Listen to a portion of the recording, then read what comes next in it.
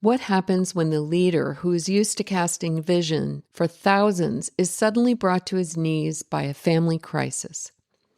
Today we're talking with Brad Hoffman about the quiet dismantling of identity that happens when you trade your planned retirement for the second cradle. We're moving past the pressure of productivity and exploring a theology of weakness that might just be the strongest leadership tool you've ever owned. Success isn't about the output today, it's about the presence. Welcome to Grandparents Raising Grandchildren, Nurturing Through Adversity. In this podcast, we will delve deep into the challenges and triumphs of grandparents raising grandchildren. As we navigate the complexities of legal, financial, and emotional support, I invite you to join us on a journey of exploring thoughts, feelings, and beliefs surrounding this growing segment of our society. Drawing from real stories and expert advice, we will explore the nuances of child rearing for children who have experienced trauma and offer valuable resources to guide you through the intricate journey of kinship care. We'll discuss how we can change the course of history by rewriting our grandchildren's future, all within a supportive community that understands the unique joys and struggles. This podcast was made especially for you. Welcome to a community where your voice is heard, your experiences are valued, and your journey is honored.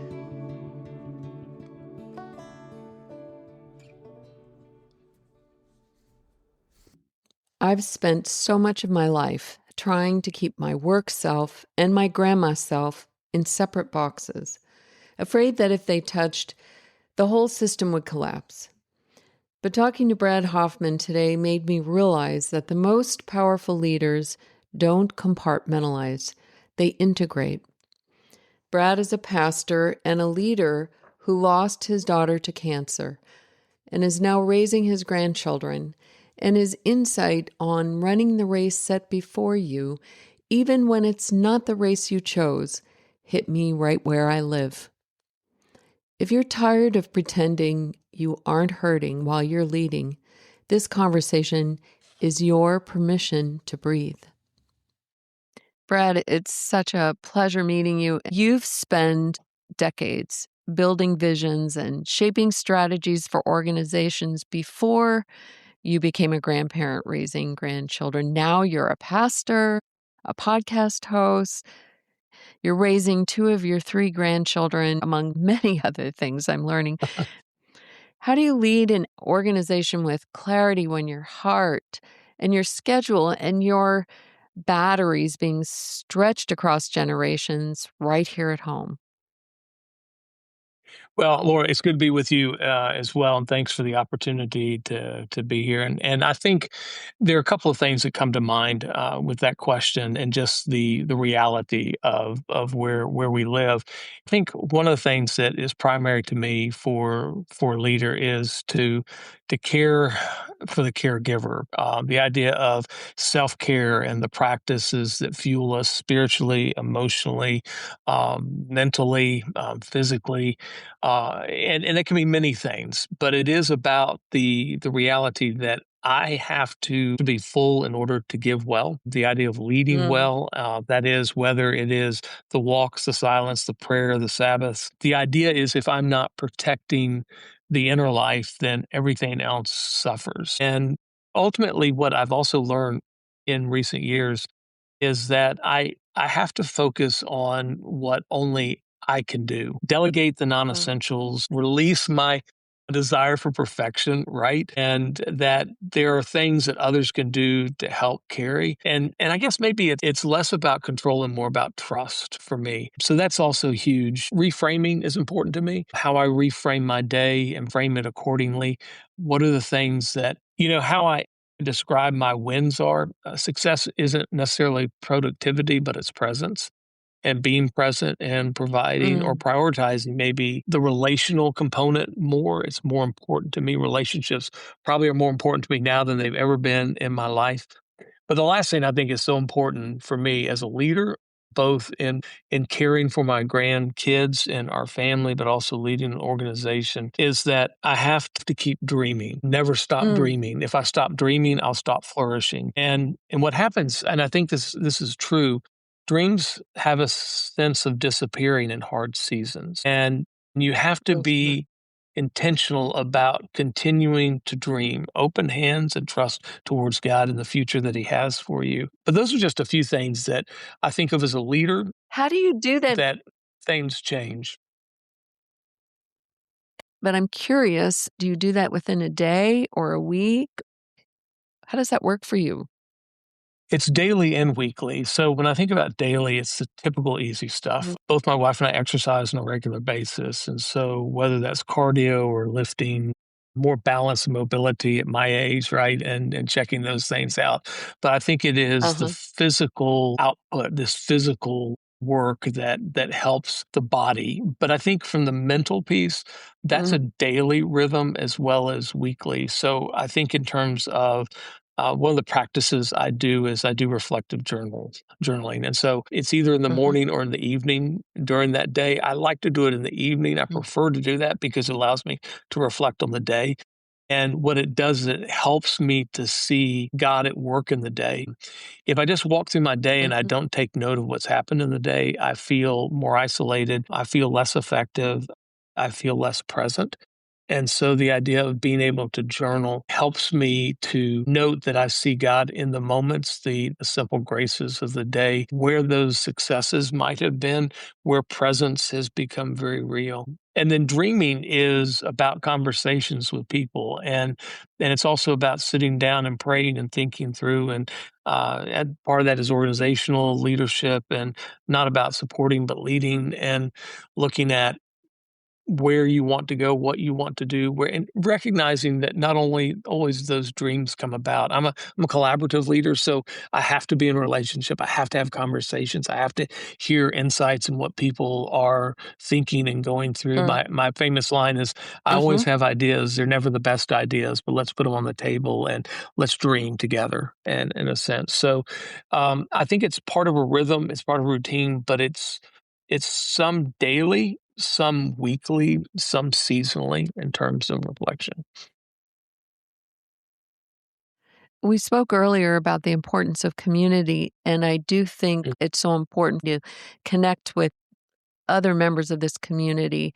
Today has been a gem for me to be able to meet you, and I encourage through the podcast for us to do that with each other because that is my little flame. My flame is mhm, lit by the conversations that I have with others about these difficult things that we have. I think that's very important. And you mentioned something else I think that's very important. I believe that all of us that are doing this hard work are called to be leaders in some mm, way. We are leading this generation of young people that we are in care of um, to live a greater legacy. And the most successful leaders I find are those who can reimagine, I call it my toolbox, when we have these unexpected changes in the way we thought life was going to be for us. yes.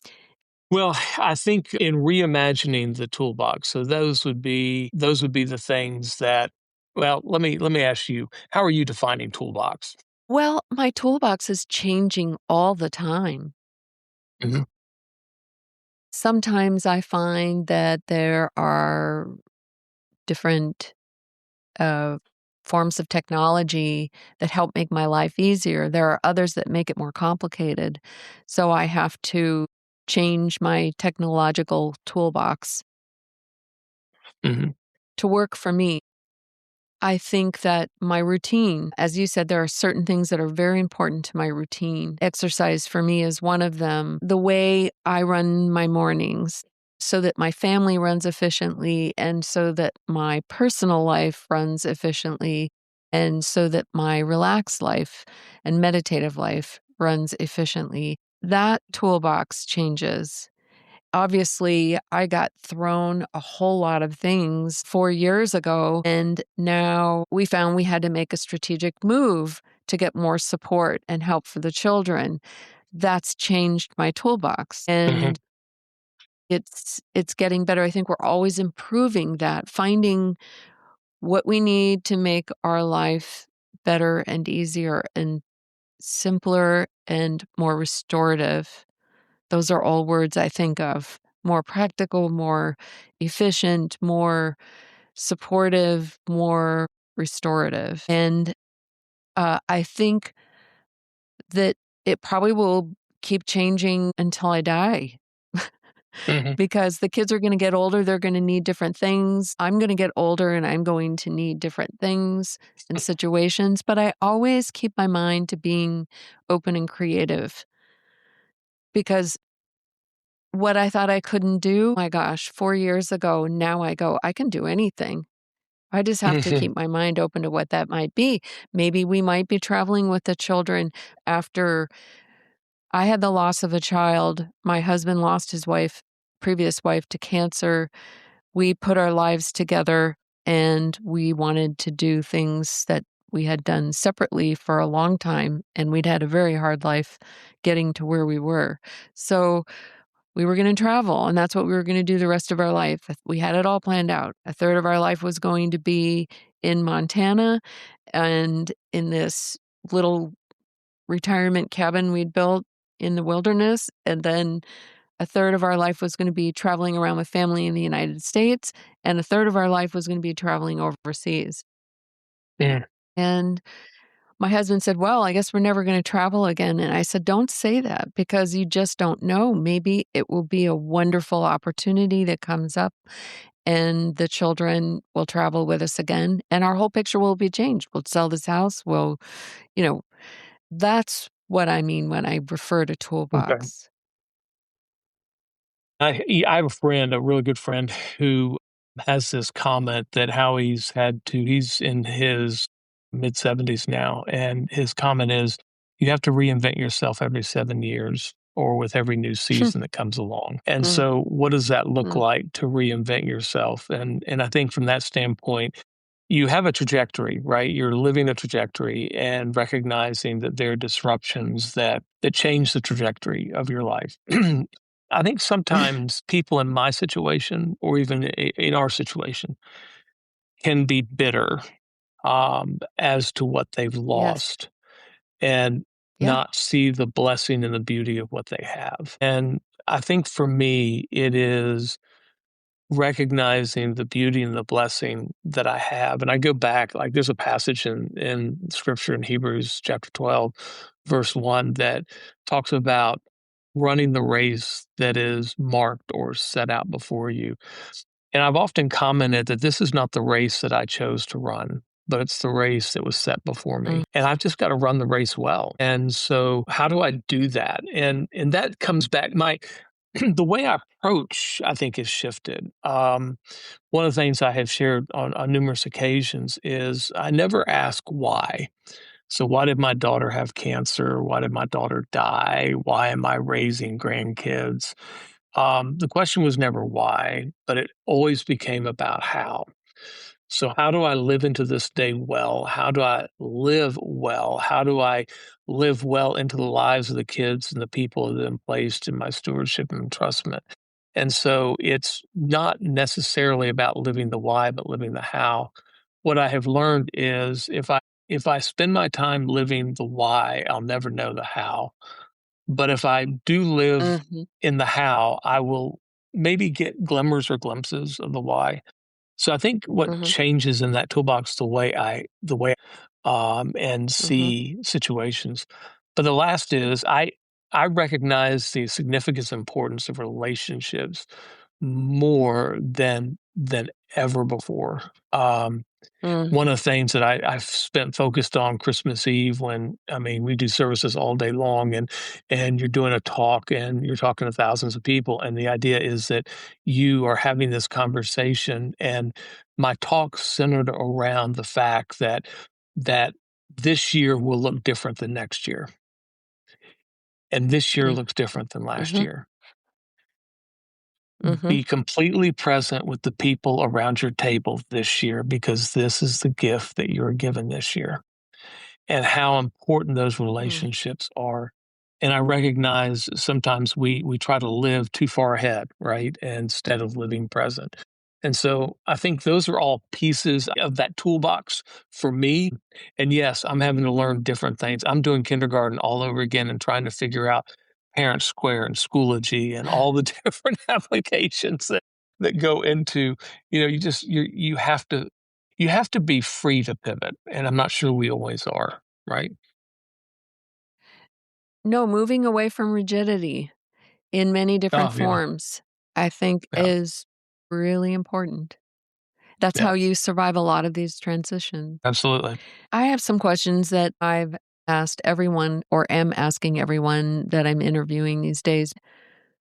The systematic question that I want to ask you, Brad, is as we look at this blueprint for spiritual formation in our culture, what do you think is the one systematic flaw in how we train leaders to balance public vision with a family crisis such as the ones that we've been through?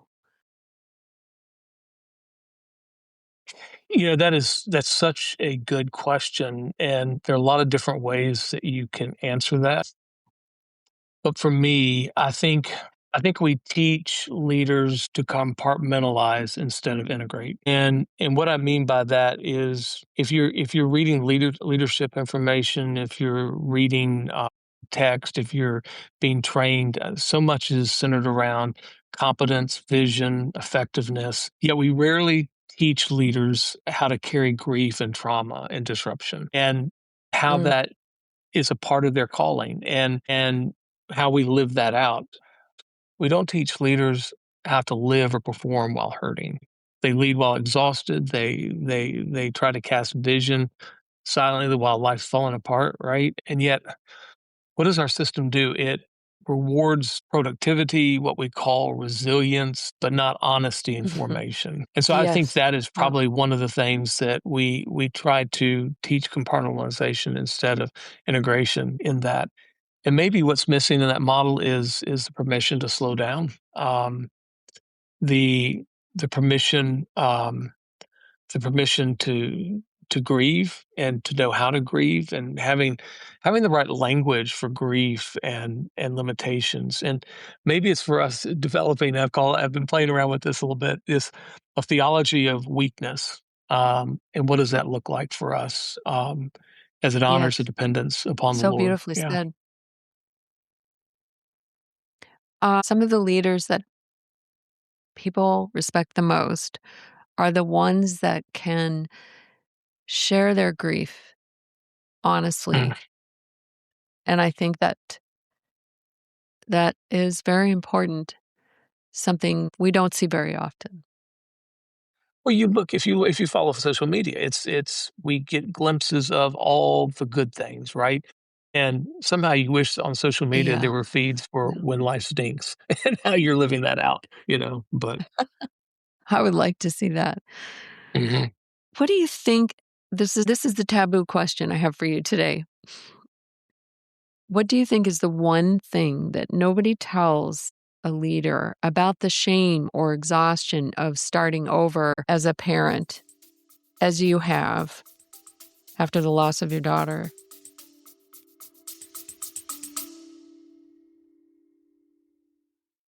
I recently received an email from a listener named Laurel. At 61, Laurel and her husband, who's navigating his own health challenges, are now raising their grandson after a series of unimaginable losses. In 2022, they lost their son to a fentanyl overdose. Then just a year ago, they lost their daughter the same way. The morning after, they'd stayed up late together planning her son's third birthday party. Laurel told me that she lives one day at a time. She's dealing with the financial strain of using her 401k to survive, the physical toll of caregiving, and the emotional weight of what ifs. But she also said something that I want everyone listening to hear. She said that just telling her story to people who can relate is refreshing. That's exactly why we do this. Whether you're navigating addiction in your family, raising a grandchild you didn't expect to be raising, or just trying to find your footing after a loss, we need to hear your story. There's always someone else out there who needs to hear that they aren't the only one. Your experience is a lifeline for someone else. So if you have a story to share, or if you're looking for that community Laurel found, please join our Facebook group or sign up for our newsletter on our website at grandparents-raising-grandchildren.org. Let's keep relating and let's make sure no one walks this path in silence. Thank you, Laurel, for your courage to share your story with others.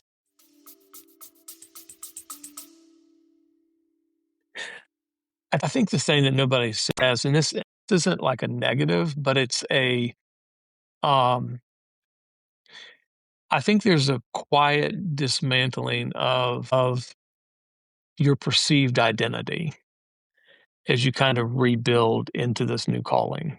And you saw Mm. yourself as one thing, and you had this identity that looked this way.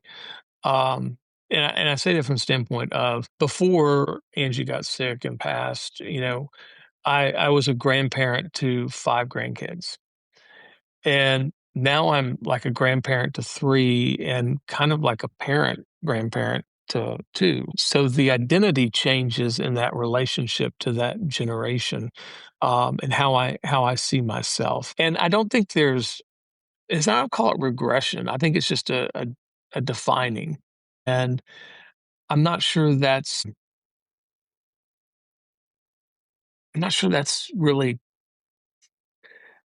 talked about much, right?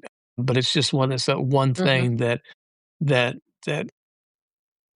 no one seems to tell you, that identity changes and shifts. Nothing wrong Yeah, with it, as long as you see it rightly. There's no shame in that, but it is, and I don't think legacy becomes redefined, and it's not like, oh, I'm getting to do this over again. It's no, I'm just honoring my daughter, and I'm honoring her husband, I'm honoring family, I'm loving these kids, and I wanna do what's right for them, and it just kind of redefines it for me. I agree.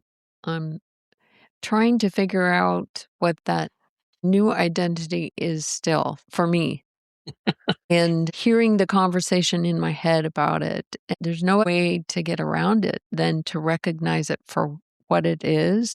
And you go back, I find that you go back and remember what it was like before in the Uh-huh. past, in the last past life that you had. and and that's what I thought it was going to be. But there was no other way to get to where we are now. I look at the path and go, could I have chosen differently? Could I have done anything differently to get to this identity that I am now? And therefore, what is it? And how do I fully accept it? Uh-huh. And how do my children accept it? Because as Mm, you, I have other grandchildren and I have other children, and I can't be everything to all of those grandchildren in the way that I wanted to be before. right. So it's very interesting. True. If you were a COO of the country, writing a national toolbox policy for leadership, what non negotiable rule would you implement to protect a leader's soul and family during a major life transition, such as the one we've been through?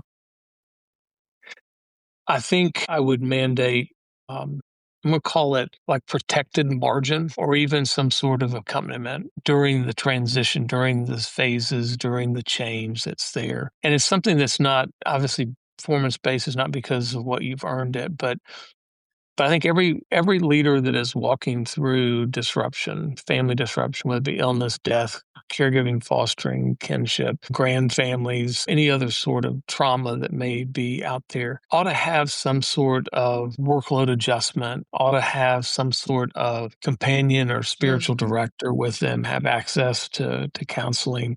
And I'll liken it to this. When our daughter passed, and I was flying back and forth from Houston to Richmond. We brought her back, and she passed a few days after she came home. My team around me, just because I'm the I'm the one that speaks on Sundays, the services, and so I'm the main speaker. And the team around me closest came to me and said, "Hey, you're not going to do this for the next month. We want to give you space to be with your wife and the grandkids, and we will adjust. If you need more time, we'll give you more time."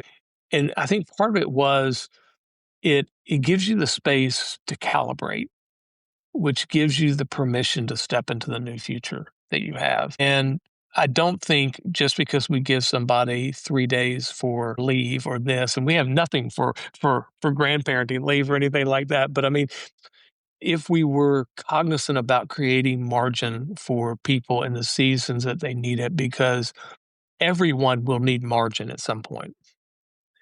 And so if we're intentional about providing and creating that for people in order to recalibrate and refocus.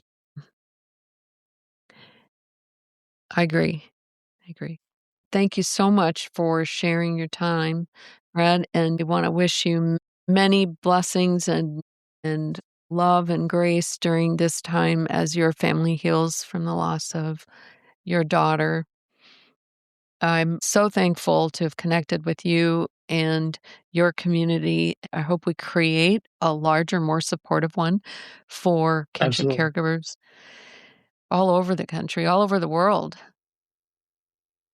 Absolutely. It is very essential, very needed. So I do appreciate your time and appreciate your work and what you're doing. I appreciate your story, and what you've learned and gained, and the mission that you now have set before you. I mean, you've done a lot of change yourself. I mean, just if you look at the story, not only grieving the loss of a child, but at the same time transitioning across the country to care well for grands and family dynamic. Absolutely, absolutely. Wish you the best and the grace as well. So look forward to talking more in the future. So Thanks, Brad. thank you. I want you to step into the reflection room with me. Brad mentioned that we often ask why when we should be asking how. Take a look at your calendar for this week. Are you living in the why, staying stuck in the bitterness of what was lost, or are you living in the how? What is one simple grace you can note in your journal tonight to prove that you are present in the race you're actually running, not the one you planned? Join us next week as we step into a world of sanctuary with Ellie Moss. Ellie is the creator of Lickety Pop, and she's joining us to share how story and play aren't just tools for grandchildren. They are the survival mechanisms we need to navigate the heaviest chapters of our own lives. We'll explore how to build a world of color when the second cradle feels gray. We are 2.7 million strong, still nurturing and still here. We are dismantling the old identities to make room for a deeper calling, trading the why for the how, and leading our families with a grace that only comes through the fire. Your heart is the most important asset on the balance sheet. Keep nurturing, keep leading, and I'll see you in the next boardroom.